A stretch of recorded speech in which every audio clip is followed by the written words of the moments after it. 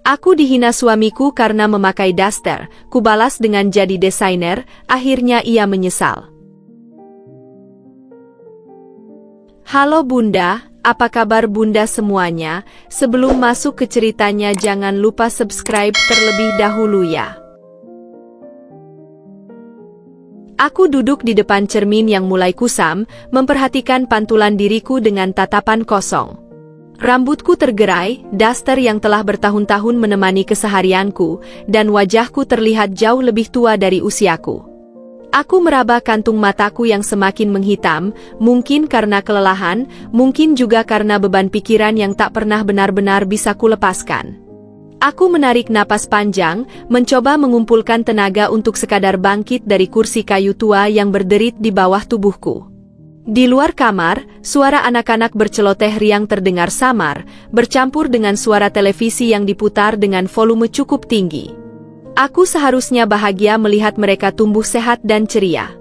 Aku seharusnya merasa bersyukur memiliki keluarga yang lengkap, suami yang sukses, dan rumah yang nyaman untuk ditinggali. Tapi entah mengapa, ada sesuatu dalam diriku yang terasa kosong. Perasaan hampa itu semakin hari semakin membesar, seperti lubang yang perlahan menggerogoti jiwaku. Aku tahu ada yang salah, tapi aku tak tahu bagaimana cara mengubahnya. Setiap hari, rutinitasku selalu sama. Bangun lebih awal dari semua orang, menyiapkan sarapan, membangunkan anak-anak, memastikan mereka siap berangkat ke sekolah, lalu mengurus rumah yang tak pernah benar-benar bisa rapi dalam waktu lama. Lalu datanglah siang, di mana aku akan menyapu lantai yang sama untuk kesekian kalinya, mencuci piring yang seakan tak pernah habis, dan memasak makan siang yang mungkin tak akan mendapatkan apresiasi.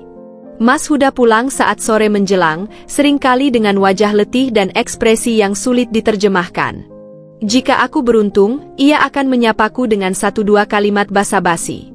Jika tidak, ia hanya akan melewatiku seolah aku tak lebih dari bagian dari perabotan rumah, ada, tapi tak benar-benar diperhatikan. Lalu, seperti biasa, komentar itu akan datang. Dinda, kapan kamu bisa lebih peduli pada penampilanmu? Nada suaranya tidak tinggi, tapi cukup untuk menusuk ke dalam hatiku. Aku mencoba tersenyum, seolah tak terganggu, tapi di dalam dada, ada sesuatu yang terasa sesak. Aku ingin mengatakan sesuatu, ingin membela diri, ingin menjelaskan bahwa aku tak punya waktu untuk memikirkan baju atau berdandan seperti dulu. Tapi aku tahu, kata-kata itu hanya akan berakhir menjadi perdebatan yang tak menghasilkan apa-apa. Dan kemudian ada Bu Marni, ibu mertuaku. Sejak aku menikah dengan Mas Huda, ibu mertuaku itu tak pernah benar-benar puas denganku. Baginya, aku selalu kurang cantik, kurang menarik, kurang pintar mengurus rumah tangga. Seorang istri harusnya tahu bagaimana menjaga diri.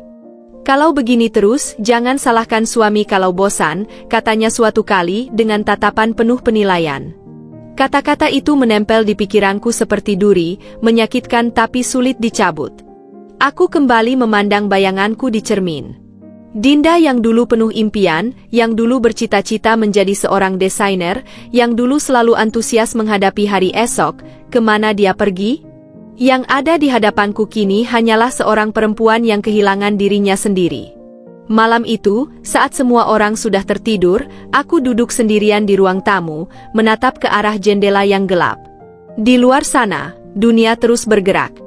Orang-orang mengejar mimpi mereka, menggapai apa yang mereka inginkan, sementara aku hanya diam di tempat, terjebak dalam kehidupan yang terasa seperti sangkar. Aku meremas ujung dasterku dengan gelisah.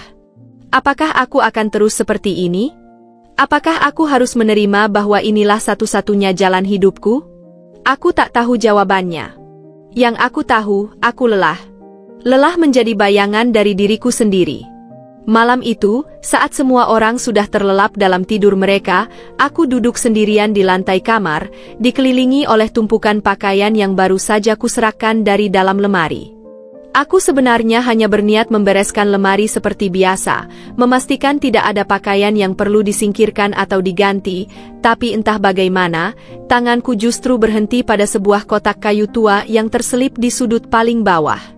Dadaku terasa berdesir ketika melihatnya. Kotak ini, aku hampir lupa akan keberadaannya. Dengan ragu, aku menariknya keluar, meniup lapisan debu tipis yang menempel di permukaannya, lalu membuka tutupnya perlahan. Begitu tutupnya terbuka, aroma kertas tua yang khas menyebar di udara, membawa serta gelombang kenangan yang selama ini terkubur di sudut pikiranku. Di dalamnya, tersimpan dengan rapi lembaran-lembaran sketsa lama, beberapa lembar foto yang mulai menguning, dan selembar kain kecil dengan pola yang begitu familiar bagiku.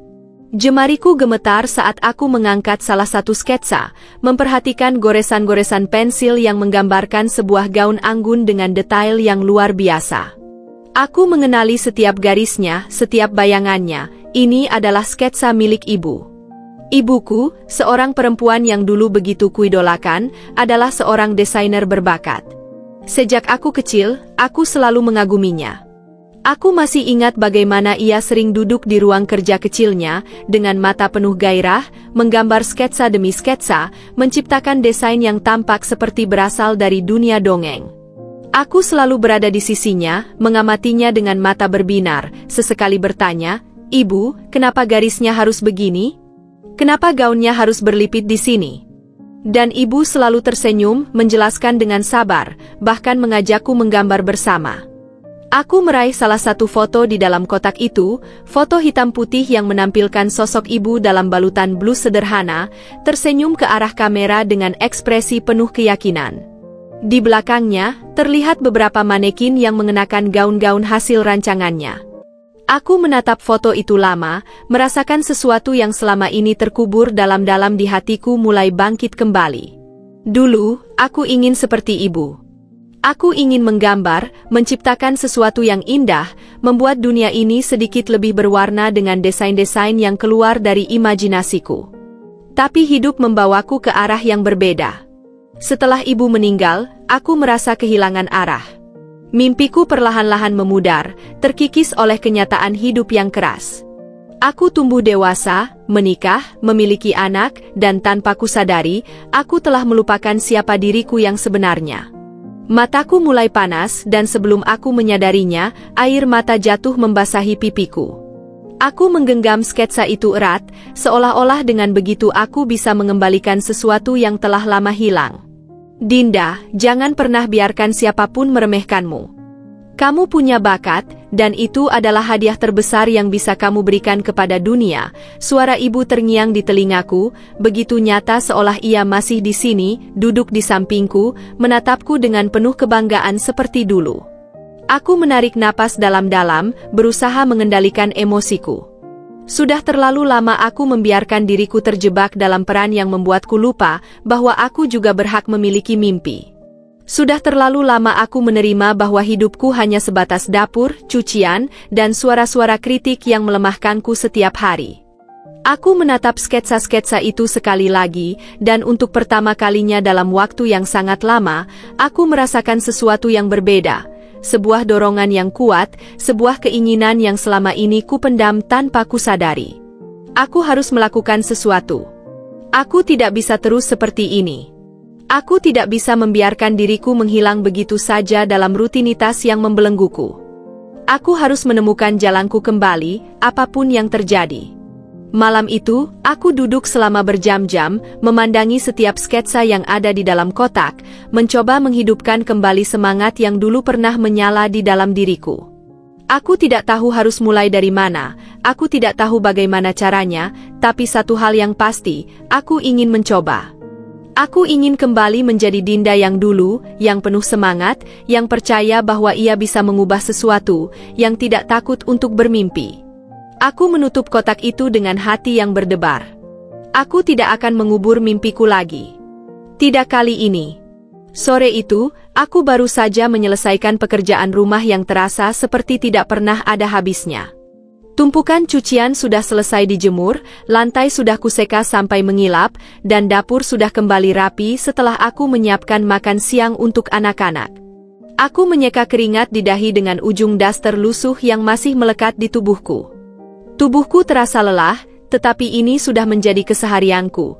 Bangun pagi sebelum semua orang, memastikan rumah dalam keadaan bersih dan nyaman, lalu kembali mengulang rutinitas yang sama esok hari.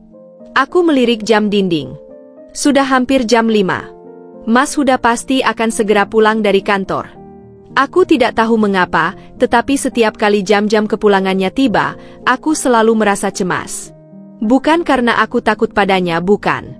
Tapi karena aku tahu, setiap kepulangannya selalu diiringi dengan komentar-komentar yang tak pernah gagal membuatku merasa semakin kecil. Aku tahu aku hanya akan menjadi dinding baginya, seseorang yang hanya diperhatikan ketika ada yang salah. Benar saja.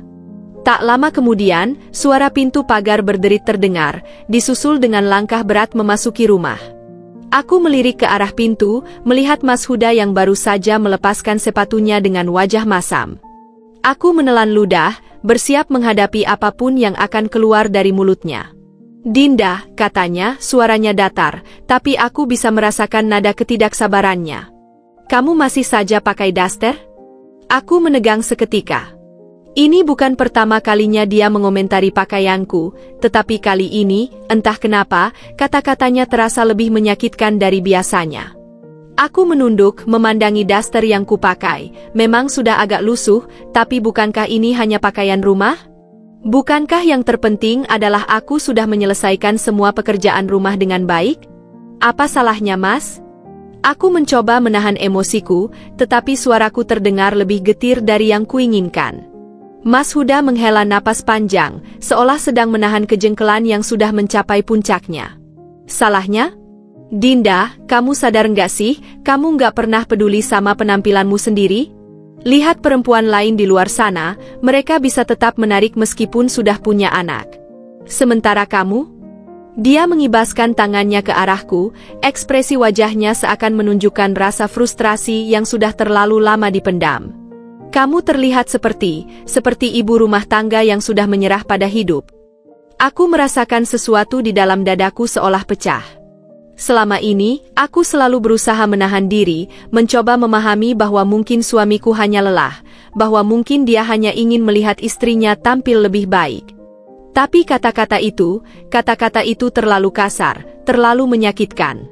Seolah-olah semua yang kulakukan selama ini tidak ada artinya. Seolah-olah semua pengorbananku tidak cukup. Aku merasakan mataku mulai panas, tapi aku tidak ingin menangis di depannya. Aku mengangkat daguku, mencoba menjaga suara tetap stabil. "Jadi menurut Mas, aku ini sudah tidak menarik lagi?" Mas Huda terdiam sesaat, mungkin tidak menyangka bahwa aku akan menanggapi perkataannya dengan serius. "Aku tidak bilang begitu," katanya akhirnya, meskipun nada suaranya masih terdengar dingin. "Aku hanya ingin kamu lebih peduli pada dirimu sendiri. Bukankah itu juga penting?" Aku tertawa kecil, tawa yang pahit. "Peduli pada diriku sendiri?" Aku mengulang kata-katanya sambil menggeleng. "Aku bahkan tidak punya waktu untuk sekadar duduk dan menghela napas, Mas. Dari pagi sampai malam, aku sibuk mengurus rumah ini, memastikan semuanya berjalan lancar. Sementara Mas tinggal pulang, makan, lalu tidur tanpa harus memikirkan apapun. Apa Mas pikir aku tidak ingin merawat diri? Apa Mas pikir aku tidak ingin tampil cantik? Aku hanya tidak punya waktu. Aku bahkan tidak punya ruang untuk sekadar mengingat siapa diriku yang sebenarnya. Aku tidak tahu dari mana keberanian ini berasal. Biasanya, aku hanya akan diam dan menerima segala komentarnya tanpa perlawanan. Tapi kali ini, ada sesuatu di dalam diriku yang mendesak keluar, sesuatu yang sudah terlalu lama terpendam. Aku merasa lelah. Lelah merasa tidak cukup. Lelah mendengar komentar yang hanya menghakimi tanpa memahami. Mas Huda menghela napas lagi, kali ini lebih berat. "Dinda, aku tidak ingin bertengkar. Aku hanya ingin kamu memperbaiki diri. Itu saja." "Perbaiki diri?" Aku merasakan mataku mulai panas lagi, tetapi aku menolaknya. Aku tidak akan menangis. Aku menatapnya, berusaha mencari sesuatu di wajahnya. Sedikit saja, tanda bahwa dia masih peduli, tanda bahwa dia masih melihatku sebagai seseorang yang berarti.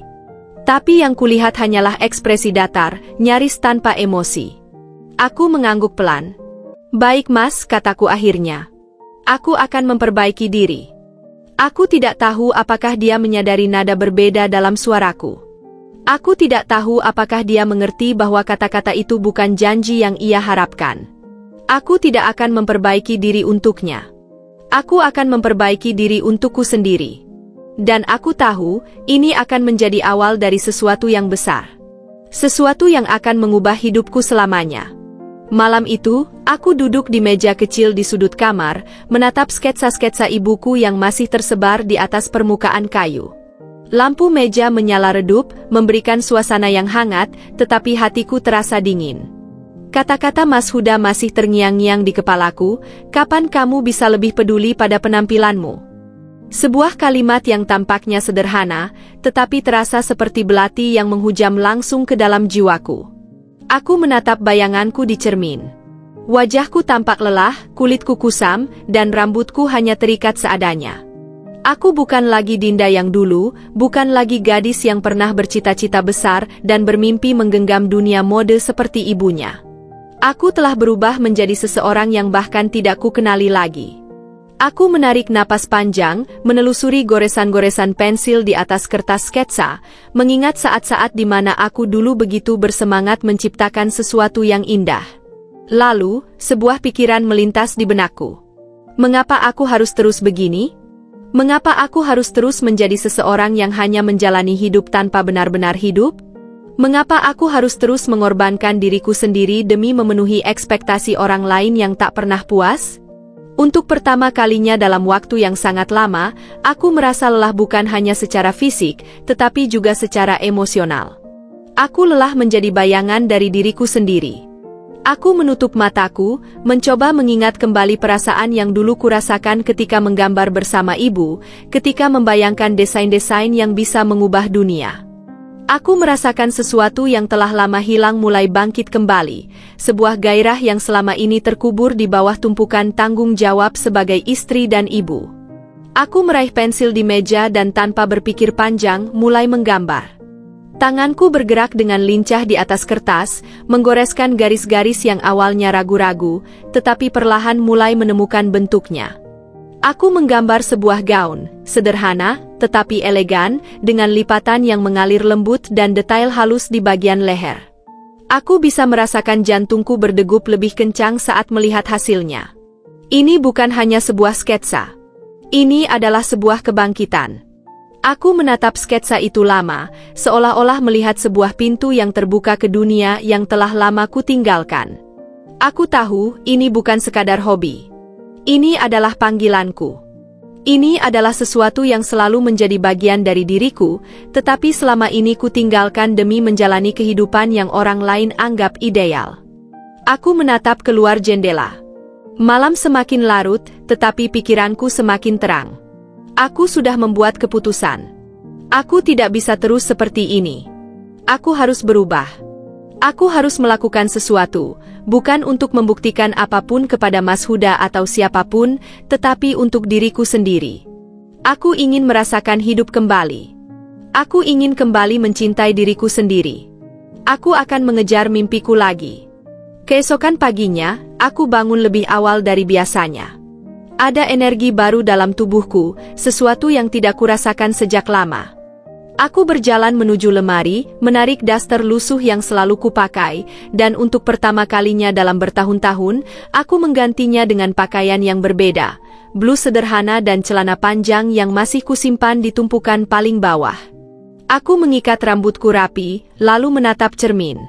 Aku belum sepenuhnya berubah, tetapi ini adalah langkah pertama. Ketika aku keluar dari kamar, Mas Huda sedang duduk di meja makan, menyeruput kopi sambil menatap layar ponselnya. Ia melirik sekilas ke arahku, dan aku bisa melihat alisnya sedikit terangkat. "Kamu mau pergi kemana?" tanyanya, suaranya penuh keheranan. Aku menarik napas dalam-dalam, berusaha menjaga suara tetap tenang. "Aku ingin mulai menjahit lagi."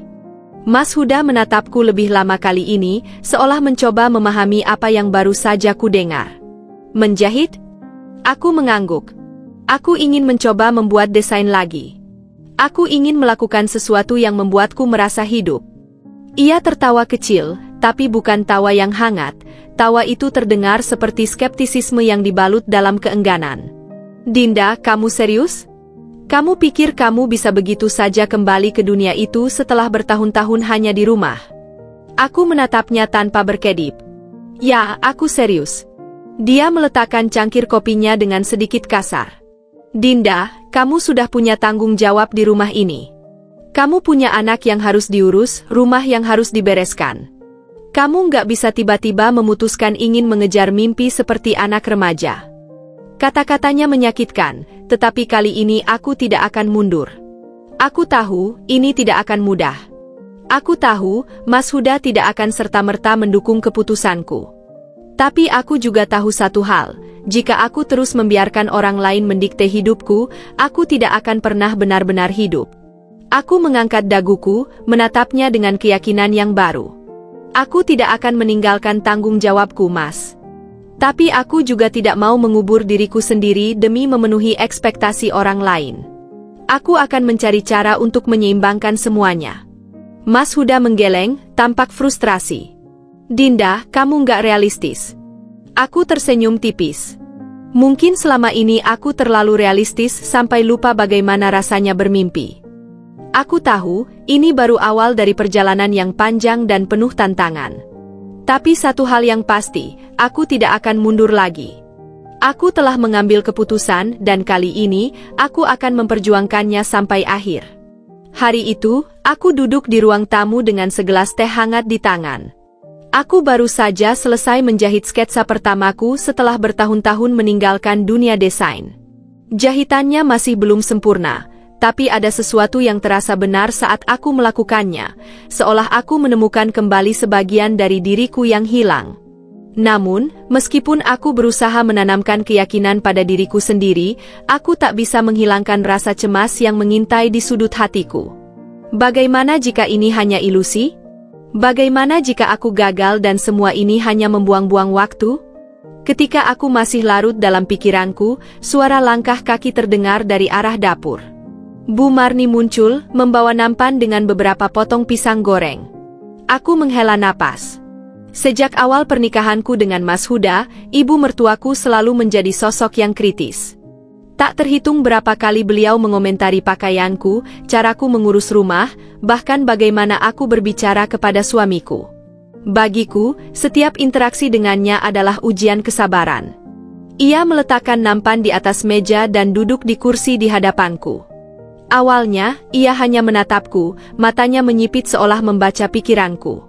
Aku menunduk, bersiap menghadapi kritik lain yang mungkin akan keluar dari mulutnya. Kamu sudah lama tidak menjahit ya? Katanya akhirnya, suaranya lebih lembut dari yang kuduga. Aku mengangkat kepala, sedikit terkejut. Biasanya, beliau akan langsung mengomentari betapa tidak pantasnya seorang istri yang sibuk dengan hobi sementara urusan rumah tangga menumpuk. Tapi kali ini, ada nada berbeda dalam suaranya. Iya Bu, jawabku pelan. Aku baru mulai lagi. Aku ingin mencoba mengejar mimpiku. Bu Marni mengangguk pelan, mengambil cangkir tehnya dan menyeruputnya. Ada jeda yang cukup lama sebelum ia berbicara lagi. Dulu, aku juga punya mimpi, katanya tiba-tiba. Aku ingin menjadi seorang guru. Aku suka mengajar, suka melihat anak-anak belajar sesuatu yang baru. Tapi setelah menikah, semua itu hilang. Aku harus mengurus rumah, membesarkan anak-anak, dan melayani suami. Aku pikir itulah yang seharusnya dilakukan seorang istri. Aku menahan napas. Ini pertama kalinya aku mendengar Bu Marni berbicara tentang dirinya sendiri dengan cara seperti ini. Biasanya, ia selalu berbicara dalam bentuk perintah atau kritik. Tapi kali ini, suaranya penuh dengan kenangan, dan sedikit penyesalan. Tapi sekarang aku sadar, lanjutnya, suaranya sedikit bergetar. Aku mungkin menjalani hidup yang benar menurut adat dan kebiasaan, tapi aku juga mengorbankan sesuatu yang penting, diriku sendiri. Ia menatapku dalam-dalam. Jangan lakukan kesalahan yang sama, Dinda. Jika kamu punya mimpi, kejar. Jangan biarkan dirimu larut dalam kehidupan yang hanya tentang menyenangkan orang lain. Aku terpana. Ini bukan kata-kata yang aku harapkan keluar dari mulutnya. Selama ini, aku selalu merasa bahwa beliau adalah orang yang paling ingin menahanku dalam peran sebagai istri yang sempurna menurut standar tradisional. Tapi kini, di hadapanku, duduk seorang wanita yang telah melalui perjalanan panjang dan tampaknya, ia tidak ingin aku mengulangi jejaknya.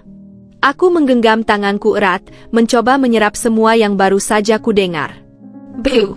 Aku ragu sejenak sebelum melanjutkan. Jadi ibu tidak keberatan kalau aku mulai menjahit dan mencoba karir di dunia desain. Bu Marni menghela napas panjang. Dinda, aku tidak akan bohong. Aku masih berpikir bahwa tugas utama seorang istri adalah memastikan rumah tangga berjalan dengan baik. Tapi aku juga tahu, seorang perempuan butuh sesuatu yang bisa membuatnya merasa hidup. Jika itu desain untukmu, maka lakukanlah. Yang penting, jangan sampai kamu kehilangan keseimbangan. Aku merasakan mataku memanas. Aku tidak menyangka akan mendapatkan kata-kata dukungan dari sosok yang selama ini paling sering mengkritikku. Perlahan, aku mengulurkan tangan dan menggenggam jemarinya. Terima kasih Bu, kataku dengan suara bergetar. Ia tersenyum kecil, lalu menepuk tanganku sebelum berdiri. Sekarang, tunjukkan kepadaku hasil jahitan pertamamu, katanya. Aku tersenyum, lalu bergegas mengambil hasil jahitanku dan menyerahkannya padanya. Saat ia meneliti setiap detailnya, aku menyadari sesuatu. Mungkin aku tidak sendirian dalam perjalanan ini. Mungkin, dukungan bisa datang dari tempat yang tak terduga. Dan mungkin, ini adalah awal dari sesuatu yang lebih besar dari sekadar mengejar mimpi. Ini adalah perjalanan menemukan kembali siapa diriku sebenarnya. Hari itu, aku duduk di depan meja kerja dengan gulungan kain yang tersebar di sekelilingku. Pensil di tanganku menari di atas kertas, menggoreskan desain demi desain yang muncul di kepalaku. Ini adalah pertama kalinya dalam bertahun-tahun aku merasa begitu hidup, begitu bersemangat. Aku telah mendaftar dalam kompetisi desain nasional, sebuah langkah yang bahkan sebulan lalu terasa mustahil bagiku. Tapi sekarang, disinilah aku, bersiap menghadapi tantangan yang akan menentukan arah hidupku selanjutnya. Namun, seiring dengan kegembiraan itu, ada juga rasa takut yang menggelayut di benakku. Aku bukan lagi Dinda yang dulu, gadis muda yang penuh ambisi dan percaya diri. Aku adalah seorang ibu rumah tangga yang baru saja kembali ke dunia yang pernah kutinggalkan.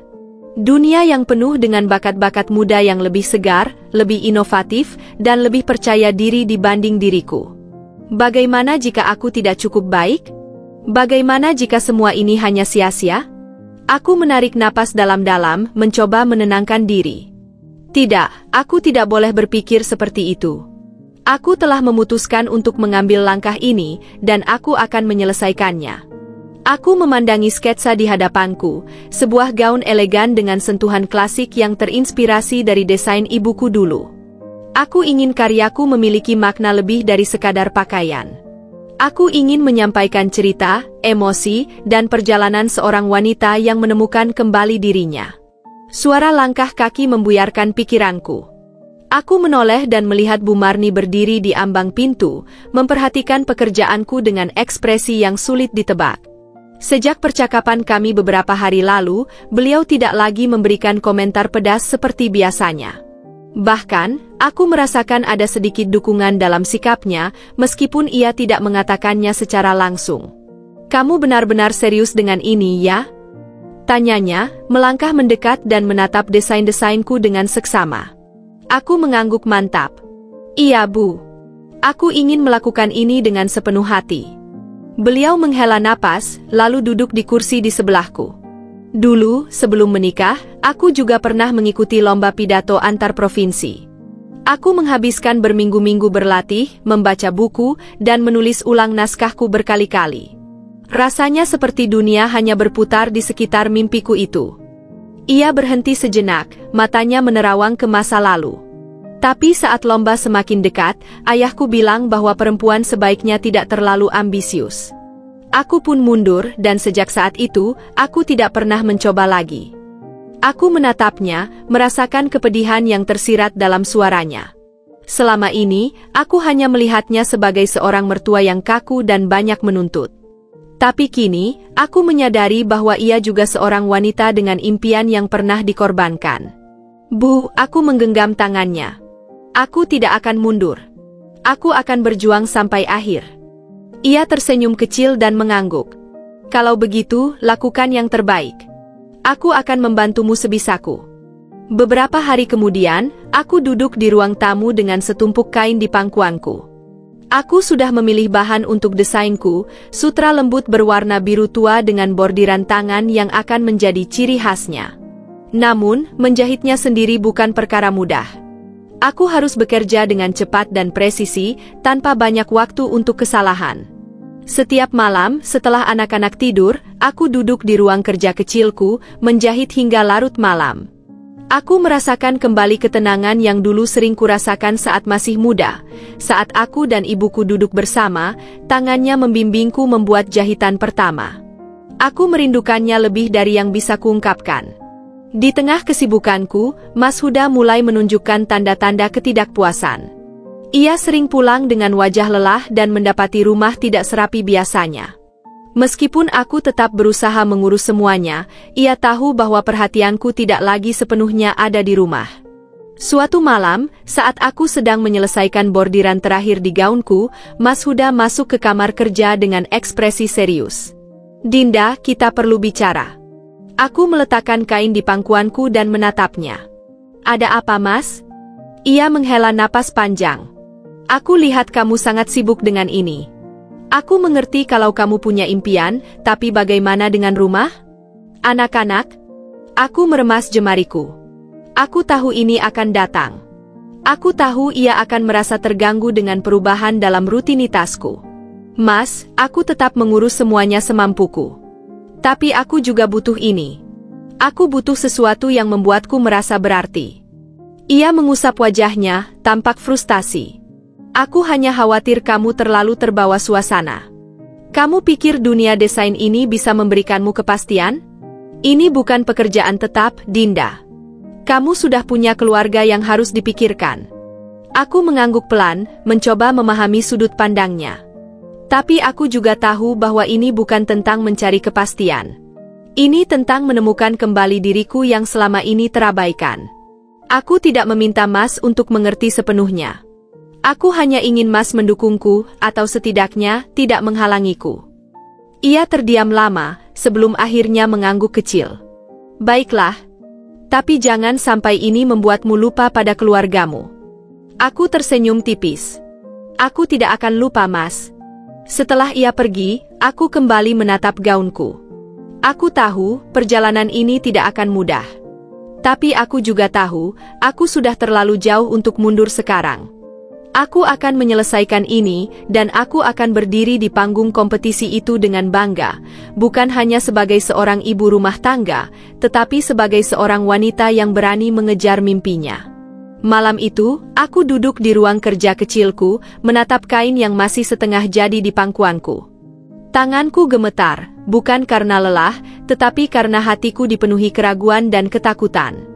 Kata-kata Mas Huda beberapa hari lalu terus terngiang di benakku. "Kamu pikir ini adil? Kamu meninggalkan segalanya hanya untuk mengejar mimpimu." Aku tahu aku tidak meninggalkan apapun. Aku tetap mengurus anak-anak, tetap memastikan rumah berjalan sebagaimana mestinya, tapi aku juga ingin sesuatu untuk diriku sendiri. Apa itu salah? Langkah berat terdengar dari lorong, lalu suara pintu yang dibuka sedikit kasar. Aku menoleh dan melihat Mas Huda berdiri di ambang pintu dengan wajah tegang. Aku bisa langsung menebak, ia tidak datang untuk sekadar berbicara biasa. "Kita perlu bicara," katanya dengan nada yang jelas menunjukkan ketidaksabarannya.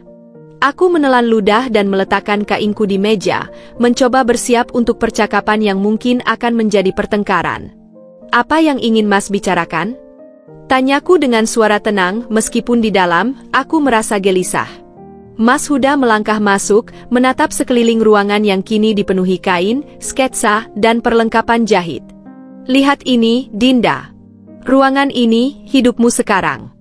Kamu begitu sibuk dengan jahitan dan desainmu sampai lupa bahwa kamu punya keluarga yang butuh perhatianmu." Aku menghela napas. "Mas, aku tidak melupakan keluarga kita.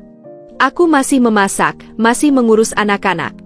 Aku hanya mencoba melakukan sesuatu yang juga penting untukku." Mas Huda menggeleng. "Kamu bilang kamu masih mengurus semuanya? Dinda, lihat rumah kita. Tidak seperti dulu. Makanan sering terlambat, anak-anak lebih sering bermain sendiri, dan aku pulang ke rumah yang tidak lagi terasa sama. Aku merasakan dada ini sesak.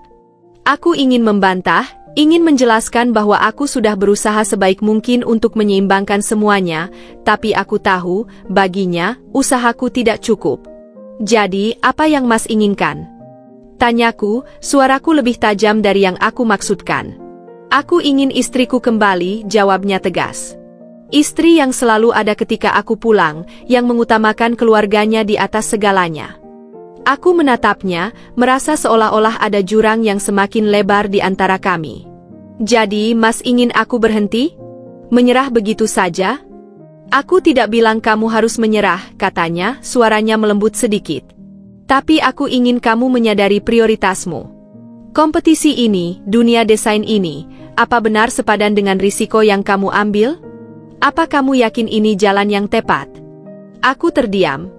Aku ingin berteriak bahwa aku yakin, bahwa ini adalah mimpiku, bahwa ini adalah satu-satunya kesempatan yang aku punya untuk membuktikan pada diriku sendiri, bahwa aku lebih dari sekadar ibu rumah tangga yang hanya menjalankan rutinitas tanpa tujuan. Tapi aku juga tahu, jauh di lubuk hatiku, aku tidak bisa sepenuhnya menyalahkan Mas Huda. Baginya, perubahan ini terlalu mendadak. Selama bertahun-tahun, ia mengenalku sebagai Dinda yang selalu ada di rumah, yang selalu mendahulukan keluarga, yang tidak pernah mempertanyakan peran yang selama ini kujalani. Dan sekarang, aku berubah. Aku ingin sesuatu yang lebih. Dan itu membuatnya merasa tidak nyaman. Aku tidak bisa mundur sekarang, Mas, kataku akhirnya dengan suara bergetar. Aku sudah melangkah terlalu jauh. Aku tidak meminta Mas untuk memahami sepenuhnya, aku hanya ingin Mas percaya padaku. Aku ingin mencoba, setidaknya sekali dalam hidupku. Mas Huda menatapku lama. Aku bisa melihat konflik dalam matanya, antara keinginannya untuk mempertahankan status quo dan ketakutan bahwa aku akan berubah menjadi seseorang yang tidak lagi ia kenali. Kalau begitu, lakukanlah, katanya akhirnya, suaranya dingin. Tapi jangan salahkan aku jika suatu hari nanti kamu sadar bahwa semua ini tidak sepadan dengan yang kamu tinggalkan. Ia berbalik dan keluar dari ruangan tanpa menunggu jawabanku. Aku duduk diam, menatap pintu yang tertutup di depanku, merasa seolah-olah udara di ruangan ini tiba-tiba menjadi terlalu berat untuk dihirup. Aku tahu, aku baru saja mengambil langkah yang akan mengubah segalanya. Aku tahu, keputusanku bisa membawa konsekuensi yang lebih besar dari yang aku bayangkan. Tapi aku juga tahu, untuk pertama kalinya dalam hidupku, aku memilih sesuatu bukan karena orang lain, tapi karena diriku sendiri. Dan apapun yang terjadi setelah ini, aku akan menghadapinya. Setelah pertengkaran malam itu, aku merasa ada dinding yang semakin tebal antara aku dan Mas Huda. Kami masih berbicara, tapi hanya sebatas hal-hal yang perlu. Tidak ada lagi obrolan panjang tentang anak-anak, atau sekadar bertanya bagaimana hariku. Aku tahu, di matanya, aku telah memilih desain daripada keluarga. Aku ingin menjelaskan bahwa bukan itu masalahnya, tapi aku lelah berdebat. Aku butuh udara segar, butuh seseorang yang bisa memahami semangatku tanpa harus mempertanyakannya. Aku mulai mencari komunitas yang bisa membantuku berkembang. Aku menemukan sebuah grup desainer lokal di media sosial, dan dengan sedikit ragu, aku memutuskan untuk bergabung. Pada pertemuan pertama, aku datang dengan hati berdebar. Aku belum pernah berada di lingkungan seperti ini sejak lama. Ruangan itu penuh dengan orang-orang yang memiliki hasrat yang sama. Mereka berbicara tentang tren mode terbaru, teknik menjahit yang lebih efisien, dan pengalaman mereka di dunia desain.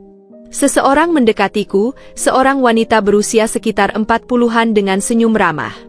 "Kamu baru di sini, ya?" tanyanya. Aku mengangguk. "Iya, saya Dinda." "Aku Rina," katanya sambil menjabat tanganku. "Senang bertemu denganmu. Apa kamu desainer profesional atau masih belajar?" Aku ragu-ragu sejenak sebelum menjawab, "Saya, lebih ke masih belajar sebenarnya. Saya pernah belajar desain dulu, tapi berhenti sejak menikah. Sekarang, saya ingin mencoba lagi." Rina mengangguk penuh pengertian. "Banyak dari kami di sini yang punya cerita serupa. Ada yang baru mulai, ada yang dulu sempat berhenti, tapi akhirnya kembali. Kamu ada di tempat yang tepat." Kata-katanya memberiku kelegaan yang luar biasa. Aku tidak sendiri. Aku bukan satu-satunya yang berusaha menemukan kembali dirinya setelah bertahun-tahun merasa tersesat. Pertemuan itu berlangsung selama beberapa jam, dan sepanjang waktu itu, aku menyerap setiap cerita, setiap saran, dan setiap pengalaman yang mereka bagikan. Aku bertemu dengan desainer lain yang lebih muda dan lebih berpengalaman, tapi tidak ada yang membuatku merasa kecil. Sebaliknya, mereka menginspirasiku untuk terus maju. Ketika pertemuan selesai, Rina menahanku sejenak. "Dinda, aku dengar kamu ikut kompetisi desain nasional. Itu luar biasa. Kalau butuh bantuan, jangan ragu untuk bertanya ya." Aku tersenyum, merasa hangat oleh dukungannya. "Terima kasih Rina. Aku pasti akan menghubungimu." Malam itu, aku pulang dengan semangat yang baru. Aku merasa seperti menemukan keluarga kedua, orang-orang yang memahami impianku, yang tidak melihatku sebagai istri atau ibu rumah tangga, tetapi sebagai seorang individu dengan bakat dan ambisi. Namun, aku tahu ini bukan akhir dari tantanganku. Mas Huda masih belum sepenuhnya mendukungku, dan aku masih harus membuktikan bahwa aku bisa menyeimbangkan semuanya. Tapi setidaknya, sekarang aku memiliki sesuatu yang tidak kumiliki sebelumnya, sebuah komunitas yang percaya padaku, bahkan ketika keluargaku sendiri masih meragukannya. Aku duduk di meja kerjaku, mengambil pensil dan mulai menggambar. Aku tidak lagi merasa sendirian. Aku tidak lagi merasa bahwa aku berjalan di jalan ini tanpa arah. Aku tahu kemana aku ingin pergi, dan kali ini, aku tidak akan berhenti. Pagi itu, aku berdiri di depan cermin, menatap pantulan diriku sendiri dengan perasaan campur aduk. Gaun biru muda yang kupakai terasa sedikit longgar di tubuhku, mungkin karena aku terlalu sibuk bekerja hingga lupa makan dengan teratur. Rambutku yang biasanya hanya dikuncir seadanya kini tertata rapi dalam gelungan sederhana, dan wajahku terlihat lebih segar meski semalam aku hanya tidur beberapa jam. Ini hari yang telah kusiapkan selama berbulan-bulan, hari kompetisi yang akan menentukan apakah semua kerja kerasku berbuah hasil. Aku menarik napas dalam-dalam, mencoba menenangkan diri. Aku harus percaya pada diriku sendiri. Ini bukan sekadar tentang menang atau kalah, tetapi tentang membuktikan bahwa aku mampu, bahwa aku punya tempat di dunia ini di luar peran yang selama ini melekat padaku sebagai istri dan ibu rumah tangga. Dari luar kamar, terdengar suara langkah kaki tergesa-gesa. "Bunda, ayo kita sudah telat." Suara Raka, anak sulungku, membuatku tersenyum tipis. Aku bersyukur, setidaknya anak-anakku tetap memberiku semangat, bahkan ketika ayah mereka masih enggan menunjukkan dukungan secara terbuka. Aku keluar kamar dan melihat mereka sudah siap. Raka dan adiknya, Kirana, mengenakan pakaian terbaik mereka, seolah mereka juga ikut dalam kompetisi ini. Kirana menggenggam tanganku erat, matanya berbinar penuh antusiasme. "Bunda pasti menang," katanya penuh keyakinan. Aku tersenyum dan mengusap kepalanya. "Terima kasih sayang. Doakan Bunda ya." Di ruang tamu, Mas Huda berdiri dengan ekspresi yang sulit kutebak. Dia mengenakan kemeja biru tua, tampak lebih rapi dari biasanya. Aku tak tahu apakah dia akan ikut atau hanya berdiri di sana untuk mengawasi kami pergi. Ketika aku hendak melangkah keluar, suaranya menghentikanku. "Dinda." Aku berbalik, menatapnya dengan hati-hati. "Aku antar," katanya singkat. Aku terkejut. Aku tidak berharap banyak darinya hari ini. Selama beberapa minggu terakhir, hubungan kami masih terasa dingin. Kami berbicara hanya ketika perlu, dan aku telah terbiasa dengan tatapan skeptisnya setiap kali aku sibuk dengan desainku. Tapi sekarang, dia menawarkan diri untuk mengantarku ke kompetisi? Aku mengangguk pelan. "Terima kasih, Mas." Tanpa berkata-kata lagi, kami semua masuk ke mobil. Perjalanan ke tempat kompetisi berlangsung dalam keheningan, hanya suara napas anak-anak dan dentuman lembut musik dari radio yang mengisi udara. Aku mencuri pandang ke arah Mas Huda, mencoba mencari tahu apa yang ada dalam pikirannya. Dia tampak serius, fokus pada jalan, tapi aku bisa melihat sesekali dia melirik ke arahku. Apakah dia mulai mengerti? Atau hanya merasa berkewajiban? Setelah menempuh perjalanan selama hampir 1 jam, akhirnya kami tiba di tempat acara, sebuah gedung pameran besar di pusat kota. Aku menggenggam tanganku sendiri, mencoba meredakan ketegangan yang mulai menguasai tubuhku. Saat aku turun dari mobil, angin pagi menyentuh wajahku, membawa serta harapan dan ketakutan yang bercampur menjadi satu. Di dalam, suasana sudah ramai. Para peserta berlalu lalang, beberapa sibuk memeriksa koleksi mereka, sementara yang lain tampak berbincang dengan juri atau tamu undangan. Aku merasa kecil di tengah-tengah lautan orang-orang berbakat ini. "Dinda," suara familiar memanggilku. Aku menoleh dan melihat Rina serta beberapa teman dari komunitas desainku melambaikan tangan. Aku tersenyum lega. Setidaknya, aku tidak sendirian. "Kamu siap?" tanya Rina, menepuk bahuku. Aku mengangguk meskipun jujur saja, aku masih merasa gugup. Aku sudah melakukan yang terbaik. Sekarang tinggal menyerahkan hasilnya pada takdir. Rina tertawa kecil. "Takdir itu bisa kita bentuk, Dinda. Dan aku yakin, kamu sudah melakukan cukup banyak untuk menciptakan takdirmu sendiri." Kata-katanya membuatku sedikit lebih tenang. Aku menarik napas dalam, lalu berjalan menuju area tempat aku akan mempresentasikan koleksi desainku.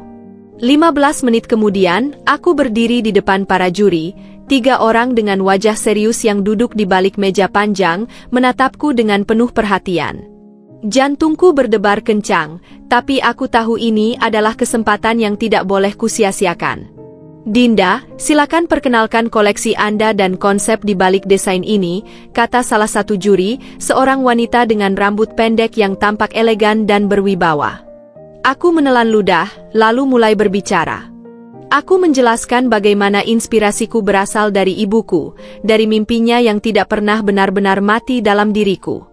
Aku menceritakan bagaimana perjalanan ini bukan hanya tentang fashion, tetapi tentang seorang perempuan yang mencari kembali jati dirinya setelah bertahun-tahun kehilangan arah. Ketika aku selesai, ada keheningan sesaat. Lalu, juri wanita itu tersenyum. "Menarik sekali, Dinda. Kami bisa merasakan emosi dalam karya-karyamu. Ini lebih dari sekadar busana, ini adalah kisah hidup yang dituangkan dalam bentuk seni." Aku hampir menangis mendengarnya. Selama ini, aku hanya ingin didengar, dihargai. Dan hari ini, untuk pertama kalinya, seseorang melihatku bukan hanya sebagai seorang istri atau ibu, tetapi sebagai seorang seniman. Aku melangkah turun dari panggung dengan perasaan lega. Aku telah melakukan yang terbaik. Sekarang, aku hanya perlu menunggu hasilnya. Ketika aku kembali ke tempat keluargaku duduk, Kirana langsung melompat ke pelukanku. "Bunda keren sekali," katanya. Aku tertawa kecil dan mencium puncak kepalanya. "Terima kasih, sayang." Aku menoleh ke arah Mas Huda, yang berdiri dengan ekspresi yang sulit kubaca. Aku tidak tahu apakah dia bangga, terkejut, atau masih meragukanku. Tapi setidaknya, dia ada di sini. Itu sudah lebih dari cukup untuk saat ini. Hari itu belum selesai, dan pengumuman pemenang masih menunggu. Tapi satu hal yang pasti, aku sudah memenangkan sesuatu yang lebih besar, kepercayaan pada diriku sendiri. Tidak peduli hasil akhirnya, aku tahu bahwa aku berada di jalan yang benar. Ruangan itu sunyi sesaat setelah pembawa acara naik ke panggung, mikrofon di tangannya bergetar sedikit, mencerminkan ketegangan yang dirasakan semua orang di dalam aula besar itu. Aku bisa merasakan jantungku berdetak kencang di dada, seakan ingin meloncat keluar. Tanganku mengepal di atas pangkuan, dingin dan lembab karena keringat. Aku menoleh ke samping, melihat Kirana menggenggam tanganku erat, matanya yang bulat penuh harapan. Di sebelahnya, Raka berusaha terlihat tenang, meski aku tahu dia juga sama gugupnya denganku. Di barisan belakang, aku bisa melihat wajah Mas Huda yang masih sulit kubaca. Dia ada di sini, dia menonton, tapi aku tidak tahu apakah dia benar-benar peduli dengan apa yang akan terjadi. Mungkin dia masih berpikir bahwa semua ini hanyalah mimpi kosongku yang akan segera berlalu. Tapi tidak. Aku tahu ini lebih dari sekadar mimpi. Ini adalah kenyataan yang telah kubangun dengan kerja keras dan air mata. Baiklah, para hadirin, suara pembawa acara menggema di seluruh ruangan. Saatnya kita mengumumkan pemenang kompetisi desain nasional tahun ini. Terdengar suara kursi bergeser dan bisikan-bisikan pelan dari para peserta lain. Aku menelan ludah, mencoba menenangkan diri. Aku sudah cukup jauh untuk kembali merasa ragu sekarang. Apapun hasilnya, aku harus menerima dengan lapang dada. Pembawa acara membuka sebuah amplop putih dengan perlahan, membuat suasana semakin menegangkan. Dan pemenang utama kompetisi desain nasional tahun ini adalah... Ia berhenti sejenak, membuat semua orang menahan napas. Aku meremas tangan Kirana semakin erat. Dinda Rahmawati. Dunia seakan berhenti sesaat. Aku menatap lurus ke depan, tidak bisa memproses apa yang baru saja ku dengar. Namaku. Mereka menyebut namaku. Aku menang? Terdengar suara gemuruh tepuk tangan dan sorak-sorai di sekelilingku. Aku merasakan tubuhku sedikit goyah, masih berusaha menerima kenyataan bahwa aku baru saja memenangkan kompetisi ini. Air mata menggenang di mataku, tapi aku menahannya. Aku harus kuat. Aku harus naik ke atas panggung dengan bangga. Kirana dan Raka berteriak kegirangan, melompat-lompat di kursinya. Bunda menang. Bunda menang. Aku berdiri dengan kaki yang sedikit gemetar. Rina, yang duduk tidak jauh dariku, tersenyum lebar dan memberiku anggukan penuh semangat. Aku berjalan ke depan, menaiki panggung dengan langkah yang perlahan tapi penuh keyakinan. Ketika aku menerima trofi dari juri utama, wanita berambut pendek yang sebelumnya sangat menyukai konsep desainku, aku bisa merasakan tangannya yang hangat menggenggam tanganku erat. Selamat, Dinda. Ini adalah kemenangan yang pantas untukmu. Aku tidak bisa berkata apa-apa selain mengangguk, berusaha menahan tangis. Mikrofon disodorkan kepadaku, dan aku tahu aku harus mengatakan sesuatu. Aku menarik napas panjang, lalu berbicara dengan suara yang sedikit bergetar. Saya tidak pernah berpikir saya akan berdiri di sini hari ini. Bertahun-tahun saya merasa tersesat, merasa bahwa impian saya telah mati. Tapi hari ini, saya membuktikan kepada diri saya sendiri bahwa mimpi itu tidak benar-benar hilang. Ia hanya menunggu waktu yang tepat untuk kembali bersinar. Terima kasih kepada semua orang yang percaya pada saya, kepada komunitas saya, kepada teman-teman saya, dan kepada keluarga saya, yang akhirnya ada di sini untuk melihat saya berdiri di tempat ini. Aku menoleh ke arah tempat duduk keluargaku. Raka dan Kirana tersenyum lebar, mata mereka berbinar penuh kebanggaan. Tapi yang membuatku sedikit terkejut adalah ekspresi di wajah Mas Huda. Untuk pertama kalinya, aku melihat sesuatu yang berbeda di matanya. Bukan sinis, bukan skeptis. Ada sesuatu yang lebih lembut di sana, sesuatu yang menyerupai kebanggaan. Aku melangkah turun dari panggung dengan hati yang lebih ringan. Ini adalah hari yang tidak akan pernah kulupakan. Bukan hanya karena aku menang, tetapi karena untuk pertama kalinya dalam hidupku, aku merasa benar-benar dihargai atas siapa aku sebenarnya. Saat aku kembali ke kursiku, Rina memelukku erat. Aku tahu kamu bisa melakukannya, katanya dengan penuh semangat. Aku tertawa kecil, masih sulit percaya dengan apa yang baru saja terjadi. Terima kasih, Rina. Aku tidak akan bisa sejauh ini tanpa dukungan kalian. Kirana menarik-narik lenganku. Bunda hebat sekali. Aku mau jadi seperti Bunda nanti. Aku berlutut dan memeluknya erat. Kamu bisa jadi apa saja yang kamu mau, sayang. Yang penting, jangan pernah takut untuk bermimpi. Aku menoleh ke arah Mas Huda, yang masih berdiri di tempatnya.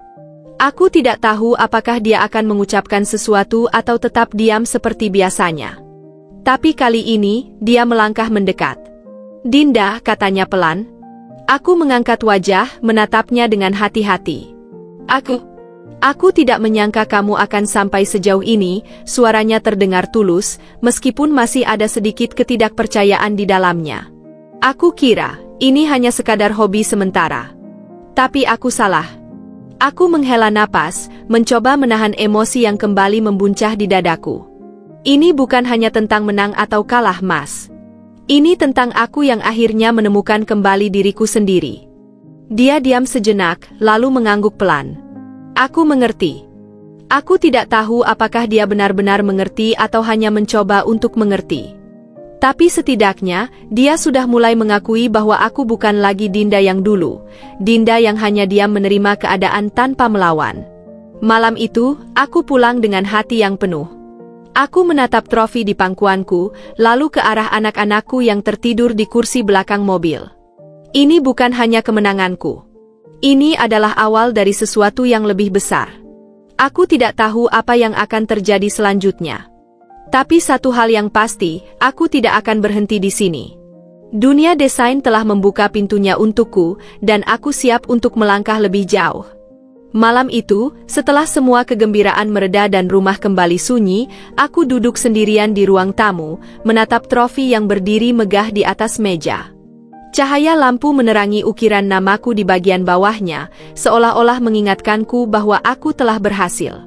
Aku, Dinda Rahmawati, perempuan yang selama ini diremehkan, kini diakui bukan hanya sebagai seorang istri atau ibu, tetapi sebagai seorang desainer. Namun, di balik euforia kemenangan, ada sesuatu yang masih mengganjal dalam hatiku. Aku melirik ke arah pintu kamar, tempat Mas Huda menghilang begitu kami tiba di rumah. Sepanjang perjalanan pulang, dia lebih banyak diam, hanya sesekali menggumamkan sesuatu yang sulit kupahami.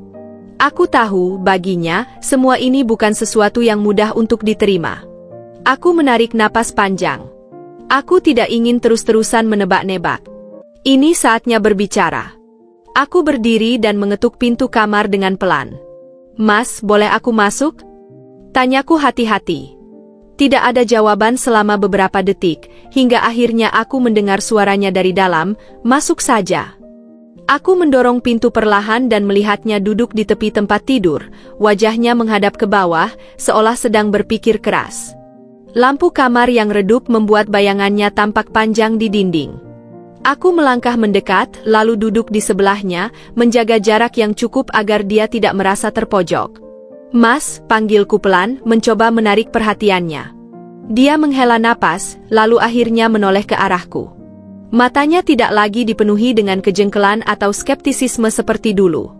Ada sesuatu yang berbeda di sana, campuran kebingungan, rasa bersalah, dan mungkin sedikit kekaguman. "Aku tidak tahu harus berkata apa, Dinda," katanya akhirnya. "Aku bangga padamu, tapi di saat yang sama, aku merasa seperti kehilangan sesuatu." Aku mengernyit, tidak sepenuhnya mengerti maksudnya. "Kehilangan apa, Mas?" Dia mengusap wajahnya, seolah berusaha merangkai kata-kata yang tepat. "Aku terbiasa melihatmu sebagai Dinda yang dulu, yang selalu ada di rumah, yang selalu mengurus segalanya tanpa banyak bicara. Aku tidak pernah benar-benar berpikir tentang apa yang kamu inginkan. Aku hanya menganggap semuanya baik-baik saja." Aku menatapnya, perasaan campur aduk memenuhi dadaku. "Jadi, selama ini, Mas hanya melihat aku sebagai seseorang yang bertugas melayani keluarga? Bukan sebagai individu yang punya mimpi sendiri?" Tanyaku dengan suara yang lebih lembut dari yang aku kira. Dia terdiam, lalu menggeleng pelan. "Aku tidak bermaksud begitu. Aku hanya tidak pernah berpikir bahwa kamu ingin sesuatu lebih dari ini." Aku menghela napas, lalu menggenggam tangannya dengan lembut. "Mas, aku selalu mencintai keluarga kita. Aku selalu ingin menjadi istri dan ibu yang baik. Tapi itu tidak berarti aku harus kehilangan jati diriku sendiri. Aku tidak ingin menghabiskan hidupku hanya untuk memenuhi ekspektasi orang lain, tanpa pernah bertanya apa yang benar-benar membuatku bahagia." Dia menatap tanganku yang menggenggam tangannya, lalu menghela napas lagi. "Dan sekarang, kamu bahagia?" Aku tersenyum kecil, meskipun ada sedikit rasa sakit di dalamnya. "Ya, Mas. Untuk pertama kalinya dalam waktu yang lama, aku merasa hidup. Aku merasa berarti." Keheningan kembali menyelimuti kami. Aku bisa merasakan ketegangan di antara kami, tapi ini bukan lagi ketegangan yang penuh kemarahan. Ini adalah keheningan yang penuh perenungan. Akhirnya, Mas Huda menggenggam tanganku lebih erat. "Aku tidak ingin kehilanganmu, Dinda," katanya lirih. "Aku takut kalau kamu terlalu jauh melangkah, kamu akan berubah, dan aku tidak akan bisa mengimbangi." Aku tersenyum lembut. "Mas, aku tetap Dinda. Aku tetap istri Mas, tetap ibu bagi anak-anak kita. Aku hanya ingin menjadi versi terbaik dari diriku sendiri. Dan aku ingin Mas ada di sisiku, bukan sebagai penghalang, tapi sebagai pendukung." Dia menatapku lama, lalu mengangguk pelan. "Aku akan mencoba, Dinda. Aku tidak menjanjikan bahwa aku bisa langsung memahami semuanya, tapi aku akan mencoba." Aku merasa lega mendengar kata-kata itu. Ini mungkin bukan janji besar, tapi ini adalah langkah pertama. Aku tahu butuh waktu bagi Mas Huda untuk benar-benar menerima perubahan ini, tapi setidaknya dia bersedia mencoba. Itu sudah cukup bagiku untuk saat ini. Aku menggeser tubuhku lebih dekat, bersandar pada bahunya. Terima kasih Mas, bisikku. Malam itu, untuk pertama kalinya dalam waktu yang lama, aku merasa kami tidak lagi berdiri di dua dunia yang berbeda. Kami mungkin masih harus menghadapi banyak tantangan di depan, tapi aku yakin, selama kami mau saling memahami, kami bisa melewatinya bersama. Pagi itu, aku duduk di teras rumah sambil menikmati secangkir teh hangat. Udara masih sejuk, matahari baru saja muncul di ufuk timur, menyinari pekarangan kecil yang kutanami beberapa bunga. Tapi pikiranku tidak sedang menikmati kedamaian pagi. Aku masih memikirkan perbincanganku dengan Mas Huda tadi malam. Ada ketulusan dalam ucapannya, tapi juga ada kegamangan yang sulit diabaikan. Tiba-tiba, suara langkah seseorang di belakangku membuatku menoleh. Aku terkejut melihat Bu Marni berdiri di ambang pintu, mengenakan kebaya coklat dengan rambut yang disanggul rapi seperti biasa. Wajahnya yang biasanya tampak tegas dan berwibawa terlihat lebih lembut pagi ini. "Kamu belum siap-siap?" tanyanya, suaranya terdengar lebih ramah daripada biasanya. Aku meletakkan cangkirku dan mengernyit bingung. "Siap-siap untuk apa, Bu?" Dia menarik napas panjang, lalu duduk di bangku sebelahku. "Dinda, aku tahu kalau sekarang hidupmu sudah berubah. Aku bisa melihatnya. Aku juga bisa merasakannya. Kamu bukan lagi menantuku yang hanya diam dan menurut." Aku menelan ludah, tidak yakin kemana arah pembicaraan ini akan berlanjut. Bu Marni sudah terlalu sering mengkritik penampilanku, caraku menjalani kehidupan rumah tangga, bahkan mimpi-mimpiku. Tapi kali ini, nadanya berbeda. "Aku mungkin selama ini keras padamu," lanjutnya, menatap lurus ke depan. "Tapi bukan karena aku membencimu, Dinda. Aku hanya tidak ingin melihat keluargaku berantakan. Aku tumbuh di zaman yang berbeda darimu. Di zaman kami, perempuan harus patuh, harus tahu tempatnya, harus menerima bahwa suami adalah segalanya. Tapi zaman berubah, dan aku mulai melihat bahwa mungkin aku yang salah." Aku terkejut mendengar pengakuannya. Selama ini, aku berpikir bahwa Bu Marni adalah tembok besar yang selalu menghalangiku, sosok yang tidak akan pernah bisa melihat dunia dari sudut pandangku. Tapi kali ini, ada sesuatu dalam nada suaranya yang menunjukkan bahwa dia sedang mencoba memahami. "Apa yang membuat ibu berpikir seperti itu?" tanyaku hati-hati. Dia menghela napas pelan, tangannya saling meremas di pangkuannya. "Aku melihat caramu berbicara di atas panggung malam itu. Matamu penuh keyakinan, Dinda. Itu sesuatu yang belum pernah kulihat darimu sebelumnya. Aku menyadari bahwa selama ini, aku hanya melihatmu dari kacamata ekspektasi seorang mertua, bukan sebagai individu yang punya mimpi." Aku menggigit bibir, perasaan haru mulai menghangatkan dadaku. Ini adalah sesuatu yang tidak pernah kuduga akan kudengar dari mulutnya. "Aku bangga padamu," lanjutnya, kali ini suaranya lebih lembut. "Bukan hanya karena kamu menang, tapi karena kamu berani melawan rasa takutmu sendiri. Dan aku menyesal telah menjadi bagian dari rasa takut itu." Aku merasa tenggorokanku tercekat. Butuh waktu bagiku untuk mencerna kata-katanya. Aku tidak pernah berpikir bahwa suatu hari aku akan mendengar permintaan maaf, atau setidaknya pengakuan, dari Bu Marni. Tanpa berpikir panjang, aku meraih tangannya dan menggenggamnya erat. "Bu, saya juga minta maaf kalau selama ini saya sering mengecewakan ibu," ucapku pelan. Dia tersenyum kecil, lalu menepuk tanganku. "Aku hanya ingin kamu tahu bahwa sekarang, kamu tidak sendirian. Aku mungkin tidak akan langsung bisa berubah sepenuhnya, tapi aku ingin mencoba mendukungmu." Air mata menggenang di mataku. Rasanya seperti beban yang selama ini mengikatku perlahan mulai mengendur. Aku tidak lagi harus merasa seperti menantu yang selalu dinilai kurang. Aku bisa menjadi Dinda dengan caraku sendiri. Pagi itu, untuk pertama kalinya dalam waktu yang lama, aku merasa rumah ini benar-benar seperti rumah. Bukan hanya tempat di mana aku tinggal, tetapi tempat di mana aku diterima apa adanya. Saat aku duduk di meja kerja kecil di sudut kamar, menatap sebuah email yang baru saja masuk ke kotak masukku. Judulnya sederhana, tapi dampaknya besar, tawaran kerja dari Maison Amara, Paris Fashion House. Hatiku berdegup lebih kencang dari biasanya. Tanganku sedikit gemetar saat aku menggerakkan kursor untuk membuka pesan itu. Kalimat demi kalimat dalam email itu terasa seperti mimpi. Mereka tertarik dengan desain yang kutampilkan di kompetisi kemarin. Mereka ingin aku bergabung dengan tim kreatif mereka untuk koleksi musim gugur yang akan datang. Dan yang lebih mengejutkan, mereka mengundangku ke Paris selama 6 bulan untuk bekerja langsung di bawah bimbingan para desainer terbaik mereka.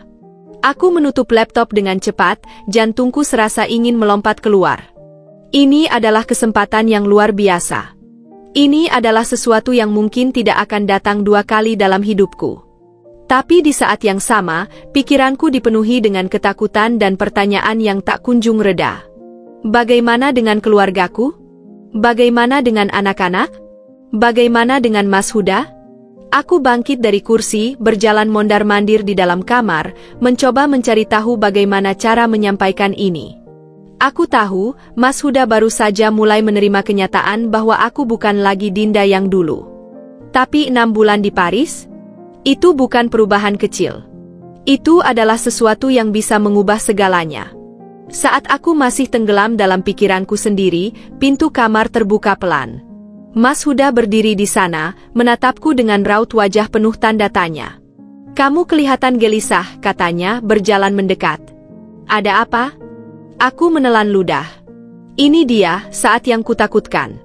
Aku mengambil napas panjang, lalu mengangkat wajah untuk menatapnya langsung. "Mas, aku baru saja menerima tawaran kerja dari Maison Amara," kataku pelan. "Mereka ingin aku bekerja dengan mereka untuk koleksi musim gugur.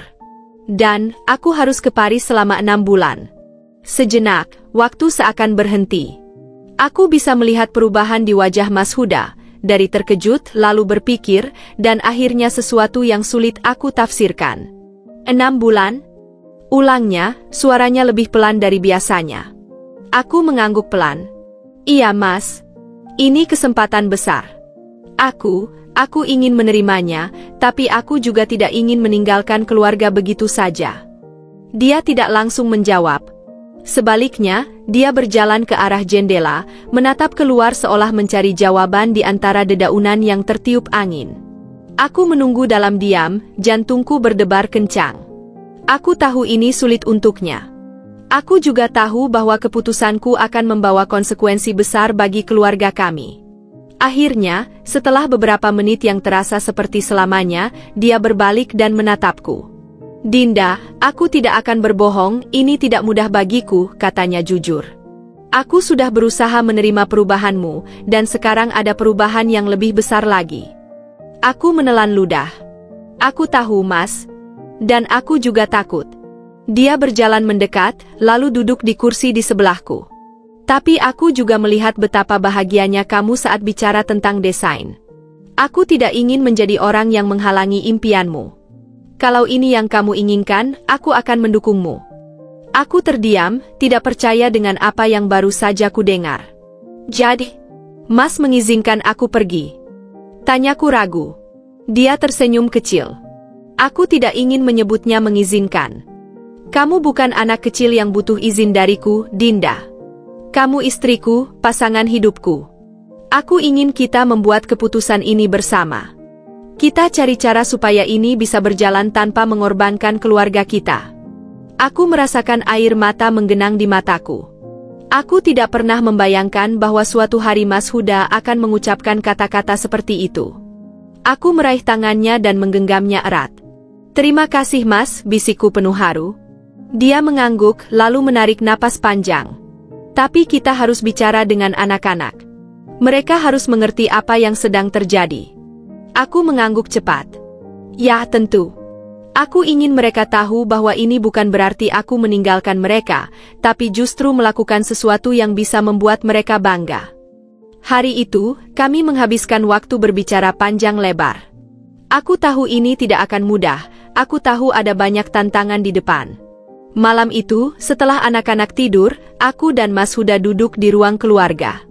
Lampu sudah diredupkan, hanya ada cahaya temaram dari lampu sudut yang memberikan kehangatan di antara kami. Ini adalah pertama kalinya dalam waktu yang lama kami benar-benar duduk berdua, tanpa gangguan, tanpa interupsi dari pekerjaan rumah tangga atau keluhan sehari-hari. Aku bisa merasakan ada sesuatu yang ingin dikatakannya, tapi dia masih ragu-ragu. Aku menyesap teh hangat di tanganku, mencoba menenangkan perasaan yang bercampur aduk di dalam dadaku.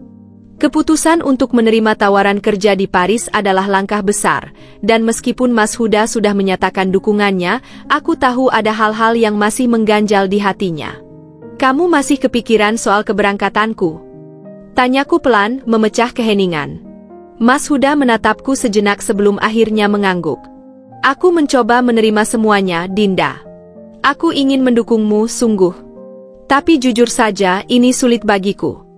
Aku menelan ludah, menunggu dia melanjutkan. Kita sudah menikah bertahun-tahun, dan selama itu aku selalu berpikir bahwa aku tahu apa yang terbaik untuk keluarga ini, lanjutnya. Aku terbiasa dengan rutinitas kita, dengan kamu yang selalu ada di rumah, memastikan semuanya berjalan lancar. Sekarang, semua itu berubah. Aku harus belajar menyesuaikan diri dengan sesuatu yang benar-benar baru.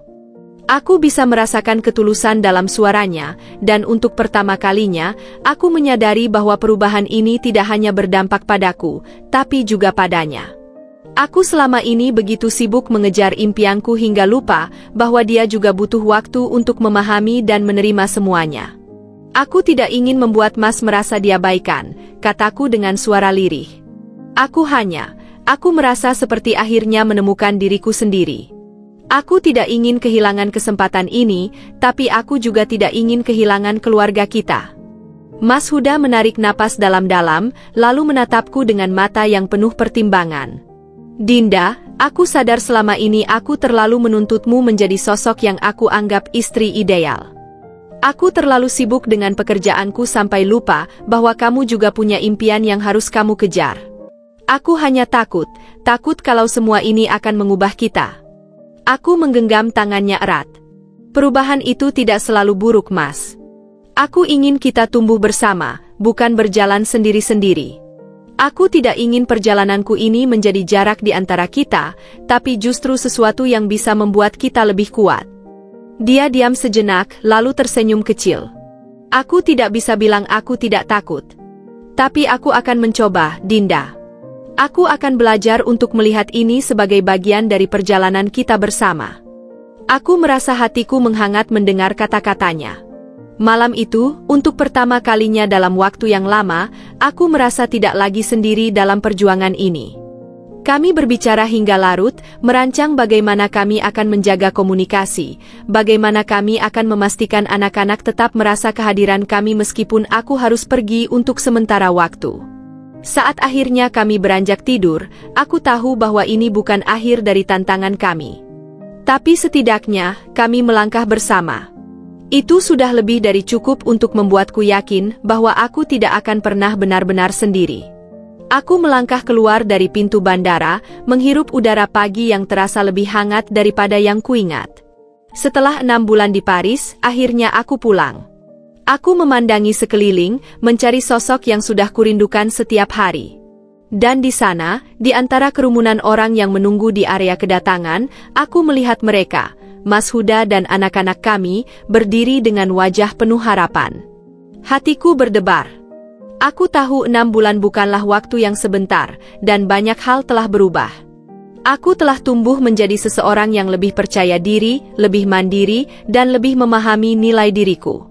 Tapi saat melihat wajah mereka, aku menyadari satu hal. Tidak peduli sejauh apa aku pergi, rumah selalu ada di sini. Aku mempercepat langkahku, dan sebelum aku bisa mengatakan apapun, kedua anakku sudah berlari ke arahku. "Bunda!" teriak mereka bersamaan, memelukku erat. Aku membalas pelukan mereka, merasakan betapa rindunya mereka padaku, dan betapa aku juga merindukan mereka lebih dari kata-kata yang bisa menggambarkan. Saat aku akhirnya berhadapan dengan Mas Huda, dia tersenyum. Senyum yang dulu jarang kutemui, tetapi kini terasa lebih tulus dan penuh pengertian. "Selamat datang di rumah," katanya, suaranya terdengar lebih hangat dari sebelumnya. Aku mengangguk, merasa air mata menggenang di mataku. "Aku pulang, Mas. Kami tidak perlu banyak kata." Aku tahu perjalanan ini tidak mudah untuknya, sama seperti tidak mudah bagiku. Kami telah melewati begitu banyak rintangan, meruntuhkan begitu banyak tembok yang membatasi kami, dan kini kami berdiri di titik di mana kami bisa benar-benar melihat satu sama lain, bukan sebagai pasangan yang terikat oleh ekspektasi, tetapi sebagai dua individu yang memilih untuk berjalan bersama. Di dalam mobil, dalam perjalanan pulang, anak-anak bergantian bercerita tentang hal-hal yang terjadi selama aku pergi. "Ibu tahu nggak? Ayah sekarang bisa masak nasi goreng sendiri," kata putri sulungku dengan bangga. Aku melirik Mas Huda, yang hanya tersenyum kecil sambil menyetir. "Aku belajar," katanya sederhana. Aku tersenyum lebar. Ini bukan hanya tentang aku yang berubah. Ini juga tentang dia, tentang bagaimana kami telah belajar menyesuaikan diri dengan perubahan tanpa merasa kehilangan satu sama lain. Saat kami sampai di rumah, aku melihat sesuatu yang membuat hatiku semakin hangat. Di dinding ruang tamu, terpajang beberapa sketsa desainku yang pernah kutinggalkan sebelum pergi. Mereka merangkainya dalam bingkai, seolah ingin memastikan bahwa aku tahu bahwa ini adalah bagian dari rumah kami juga. Aku menatap Mas Huda, yang hanya mengangkat bahu. "Kami ingin kamu tahu bahwa impianmu juga punya tempat di sini," katanya pelan. Aku tidak bisa menahan air mataku kali ini. Aku melangkah mendekat, menyentuh bingkai-bingkai itu, merasakan bagaimana setiap lembaran kertas itu menyimpan cerita, tentang perjuanganku, tentang keyakinanku yang dulu hampir padam, tentang perjalanan yang akhirnya membawaku kembali ke tempat di mana aku merasa benar-benar dihargai. Di malam itu, saat aku berbaring di tempat tidur, aku berpikir tentang betapa berbedanya hidupku sekarang dibandingkan saat aku masih mengenakan daster lusuh di depan cermin, bertanya-tanya apakah aku memiliki nilai di luar peran domestikku. Kini, aku tahu jawabannya. Aku bukan hanya seorang istri. Aku bukan hanya seorang ibu. Aku adalah Dinda, seorang wanita yang berani melangkah, menemukan dirinya kembali, dan membuktikan bahwa seorang perempuan bisa memiliki dunia tanpa harus kehilangan rumahnya. Dan ini bukan akhir dari perjalananku. Ini adalah awal dari kisah baru, kisah seorang Dinda yang akhirnya mengerti bahwa ia tidak perlu memilih antara impian dan keluarganya, karena ia bisa memiliki keduanya.